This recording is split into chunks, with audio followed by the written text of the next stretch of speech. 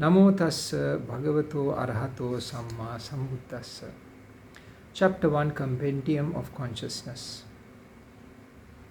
Cittasangaha vibhanga. Words of praise. Tuti vachana. Having respectfully saluted the fully enlightened one, the peerless one, along with the sublime teaching and the noble order, I will speak the manual of Abhidhamma, a compendium of the things contained in the Abhidhamma. Guide to Chapter 1. Having respectfully saluted Abhivadiya, it is an established practice in the Pali Buddhist tradition for expositors of the Dhamma to begin their expositions with a verse of homage to the Triple Gem, the Buddha, the Dhamma, and the Sangha, the ultimate refuge for all who seek the undistorted comprehension of actuality. Thus, following this custom with deep devotion, the author Acharya Anuruddha opens his treatise with a verse of praise in which he expresses his veneration for the Triple Gem. A thought of veneration directed towards a worthy object is a wholesome karma that generates merit in the mental continuum of the person who gives rise to such a thought. When his veneration is directed towards the most worthy objects of homage, the Triple Gem, the merit generated is vast and powerful. Such merit accumulated in the mind has the capacity to ward off obstructions to the fulfillment of one's virtuous undertakings and to support their successful completion. Moreover, for a follower of the Buddha, the writing of a book on the Dhamma is a valuable opportunity to develop the perfection of wisdom, Panya Parami. Therefore, when beginning his work, the author expresses with blissful words of praise his joy at gaining such an opportunity.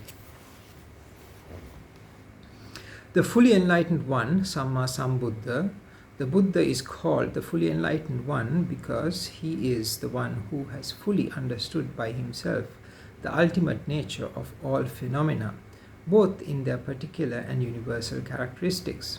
The term implies the direct knowledge of all realities gained without help from a teacher.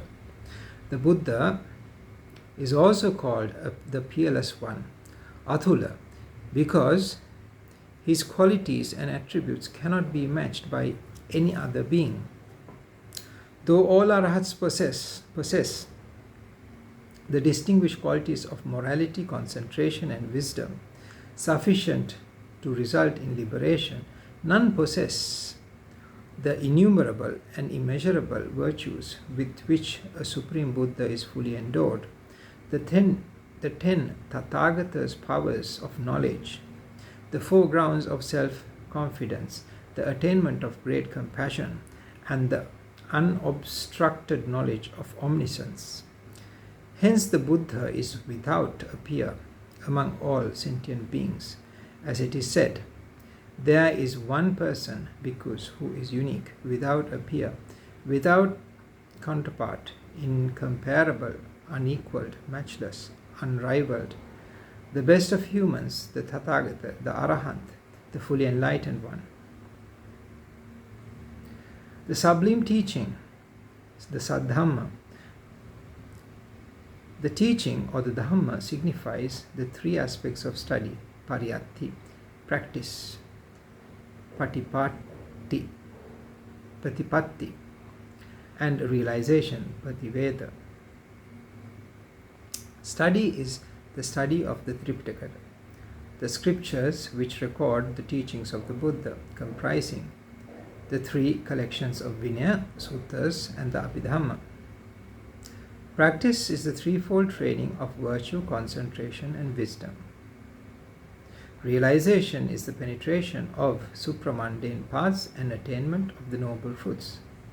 Each of these is the foundation for the next, since study provides the guidelines to practice and practice brings the breakthrough to realization.